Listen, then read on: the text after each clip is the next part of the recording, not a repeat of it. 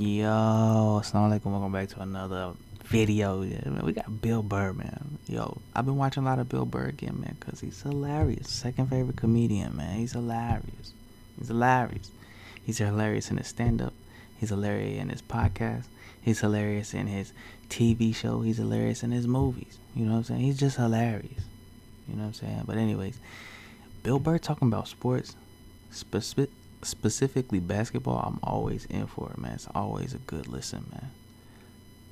This is Bill Burr, why Kobe Bryant isn't as good as Michael Jordan.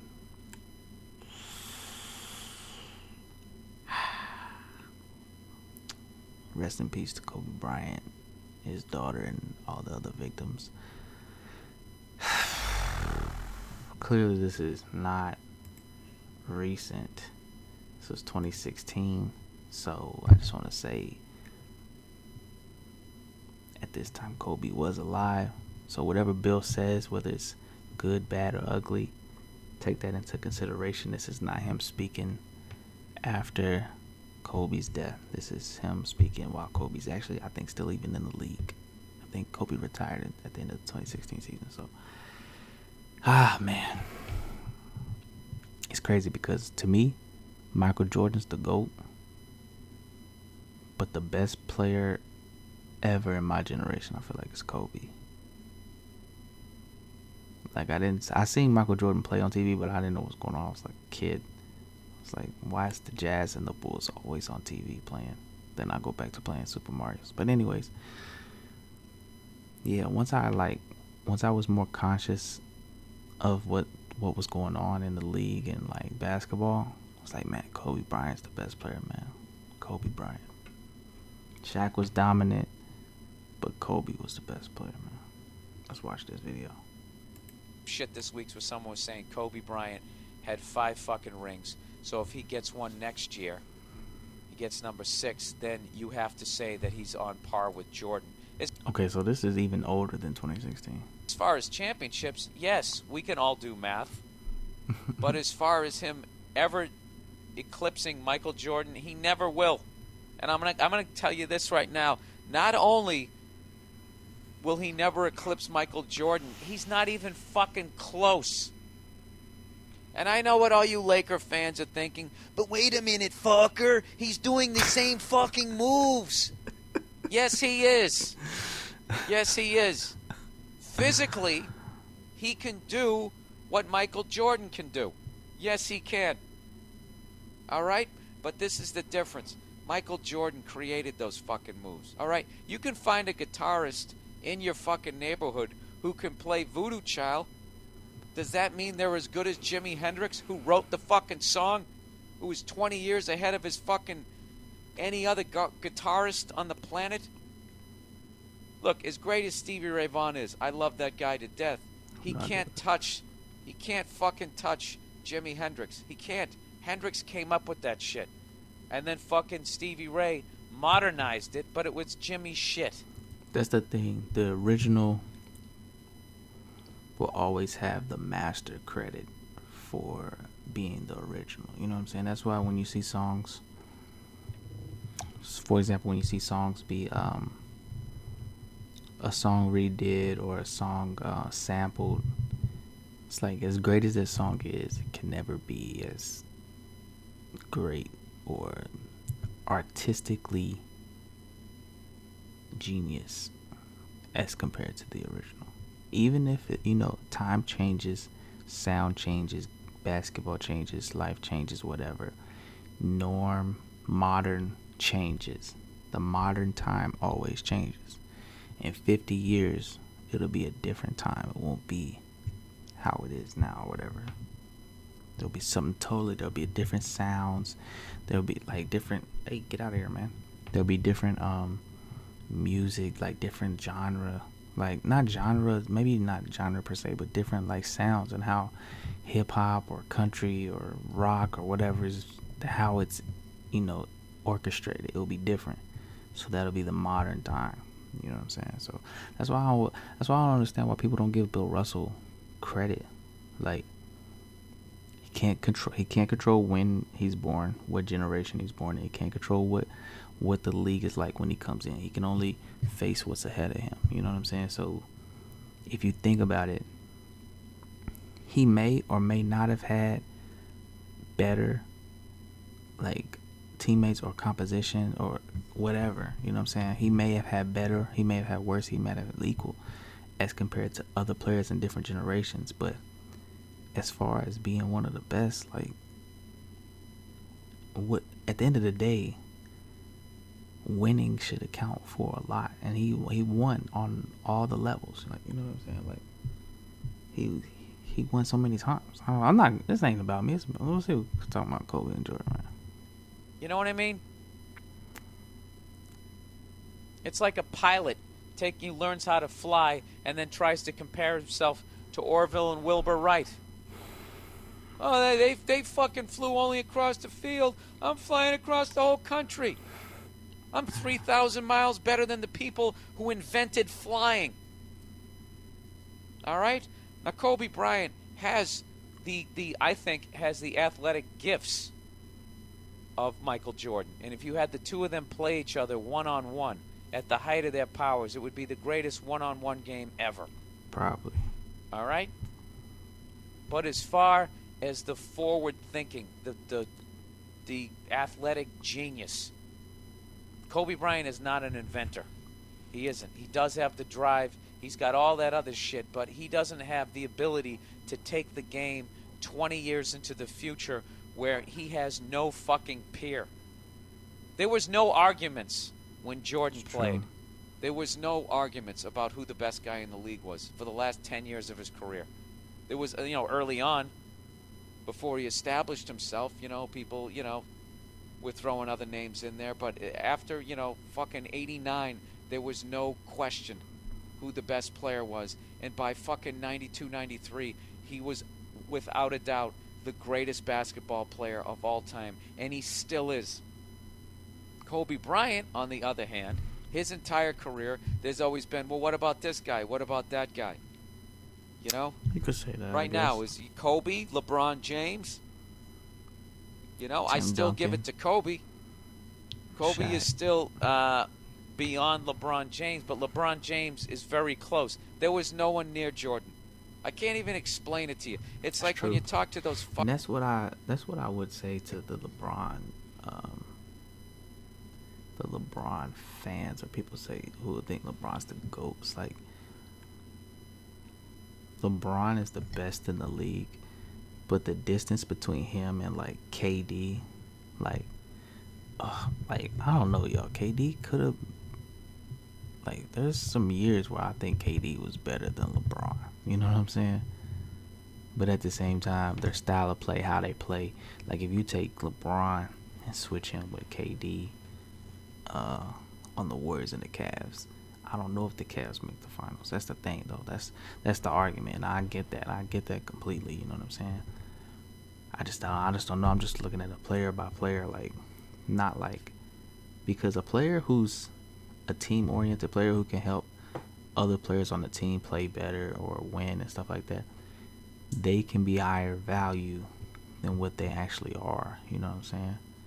But at the same time, I don't know, because there's a lot of players in the league that we're like, oh, is LeBron the best? Is Kawhi the best? Is Giannis the best? Is KD? Steph? You know what I'm saying? There's all these questions. And they never question about Michael Jordan. You know what I'm saying? Even with Kobe, like, we was like, well, what about Tim Duncan? You know what I'm saying? What about Shaq? You know what I'm saying? Shaq fell off with his conditioning and stuff like that, and then LeBron showed up. So it's like, well, it's Kobe or LeBron. Like, it's just really close. It's a close contest. With Jordan, there was no argument. Nobody was going like, yeah, Jordan's nice, but, Charles Barkley, you know what I'm saying? Charles Barkley, you know what I'm saying? Get him on the block. Nobody's talking about that. Or Karl Malone, once he's rolling off that pick and roll with Stockton, man, about Karl Malone. Nobody's saying that, bro. Nobody was saying that, bro.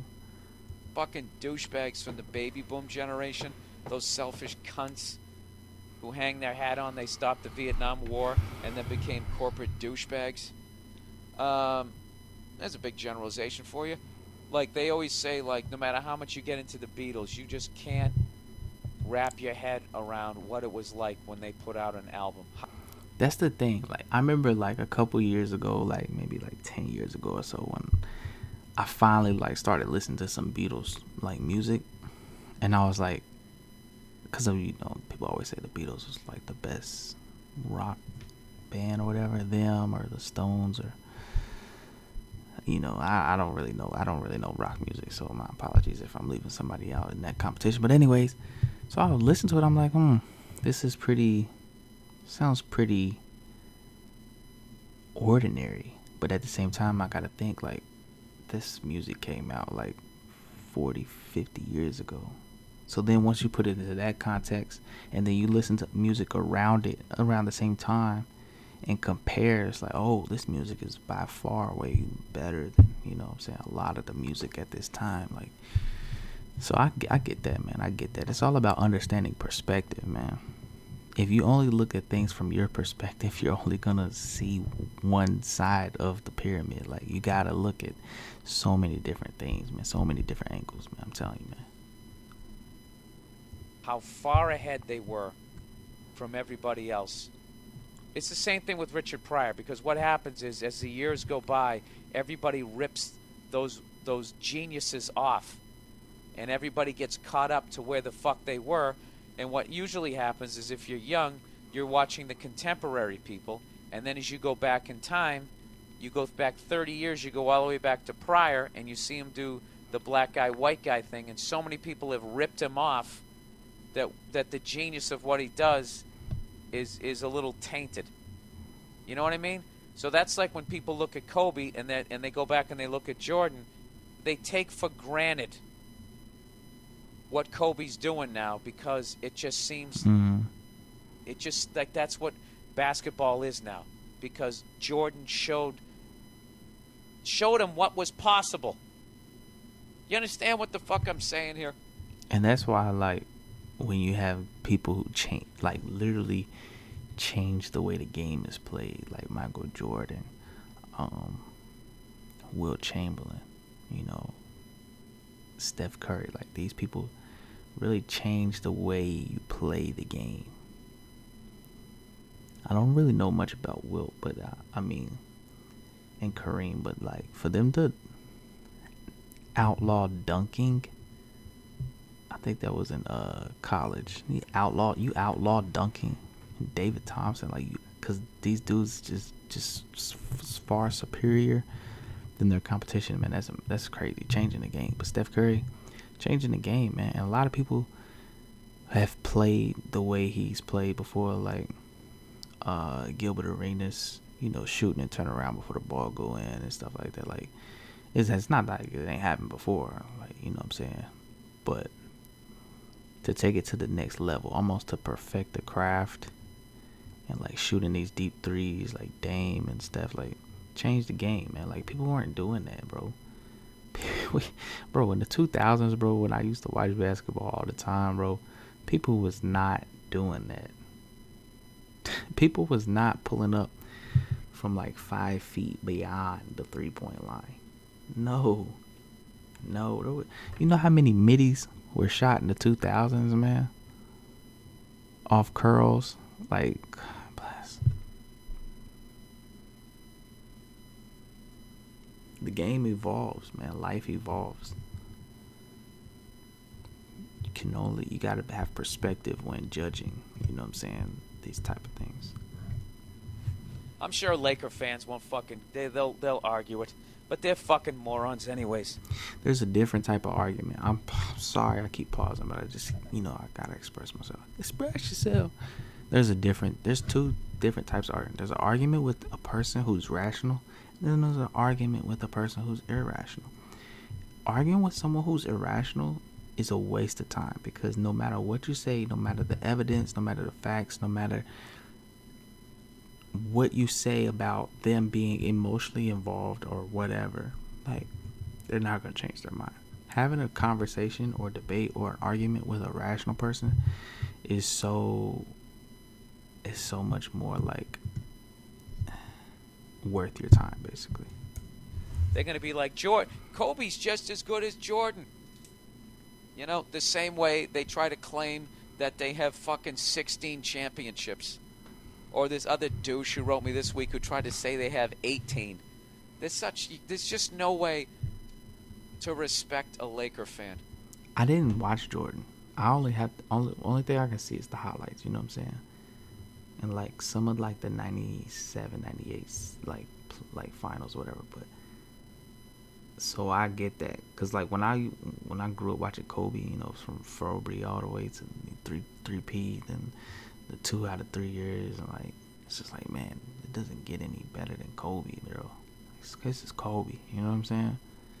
But then to think like, man, this didn't necessarily originate with Kobe. Of course, he definitely probably had his own stuff and added in his own flavors and this type of stuff. But to think that this started somewhere else and it was more raw and rugged and, you know, less refined is like, whoa, that's crazy. They just transplanted fucking. There's so few people from Los Angeles, and what happens is people move out there.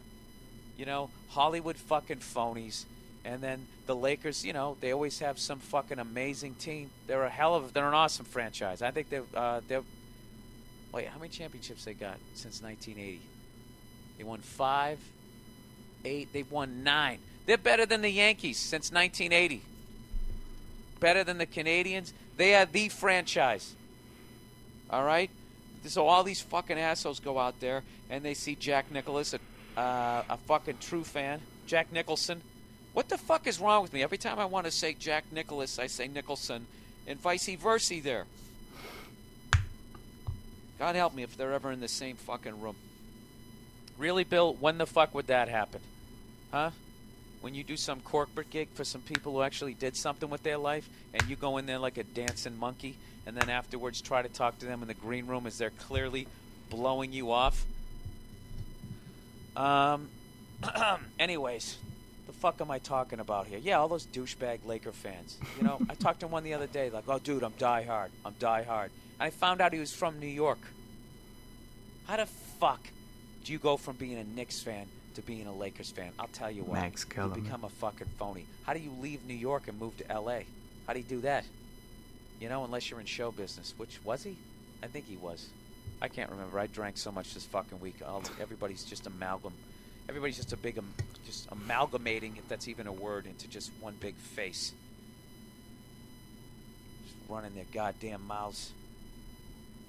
My own fucking lawyer is a Laker fan, okay? And we had that argument about the 16 championships, and he just would not answer my questions. I got a real thrill out of it, of beating a lawyer in a fucking argument, because I just kept hitting him with that argument.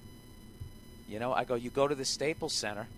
All right, now, you know, first of all, if you're gonna make a 16 championship T-shirt, because the Laker franchise has 16 championships, that is undebatable. Okay, but the Los Angeles Lakers have 11. The Minneapolis Lakers have 5. So when you make those 16 championship fucking T-shirts, you gotta say Minneapolis/Los Angeles. Okay, take the hint from the Laker franchise when you go to the Staples Center and they don't have the Minneapolis banners up there, because those banners belong to the franchise / the fans of fucking Minnesota in Minneapolis. They don't hang those the banners? Same way, and I've made this fucking goddamn example a zillion times, and I'm going to keep making it because every fucking week some goddamn Laker fan. This is the last week I'm going to do it because now people have sent me those emails on purpose. But like if the Lakers now move from Los Angeles to Las Vegas, they win it next year for the franchise's 17th championship. People in Los Angeles, what would you do if somebody from Vegas came walking up to you and went, "That's 17, bitch. We have 17 fucking NBA championships. We are the New York Yankees of fucking basketball." Would that make sense to you? If you saw Las Vegas Lakers 17 championships and they were walking around thrusting their chests out? The Boston Celtics have won 17 championships all in Boston. Okay? That's it. And if you people in LA are still confused, like I've said before, just count how many Boston, times man. you've thrown 2-1 a rock. through the storefront window of an athlete's foot. I can't even fucking talk this Foot. week. How many times have you burned down your city? How many times have you burned down the LA area? That's how many championships you have. All right? So stop padding your fucking resume like all you cunts do out there. You're a goddamn PA, and by the time you type up your resume, you fucking directed the movie. Fucking phonies who can't even show up to the game on time. All right. Yo, that's the end of this video, man. Shout out to Bill Burr, man. Shout out to all the fans out there, the NBA fans, man. I'm a Celtics fan, man. We 2-1 in the Miami Heat series, man. We down. We got to get this game 4 tomorrow, y'all. It's a big game. If we go down 3-1, I don't know if we can come back, man. We're not the Denver Nuggets. Anyways, man, I appreciate y'all for stopping by and watching, man. Hit the comment section. Let me know what you think, what the feeling. You know what I'm saying? Hit the like button. Subscribe. Peace.